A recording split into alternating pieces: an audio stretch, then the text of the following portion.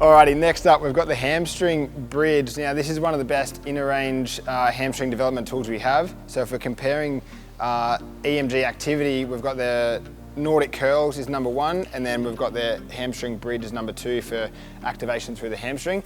So to start with, we're going to go heels on the box. You can make the box as high as you want. You can even do it on the floor, but heels on the box, we're going to drive our bum up as high as we can, hopefully getting a straight line from our knees to our shoulders. So from here you can see these hamstrings are really switching on. Now you can either do this in isometrics, or you can do reps. Either way, you're looking for about 45 to 60 seconds worth of reps if you want to burn them out. You can also increase the intensity by taking off one leg.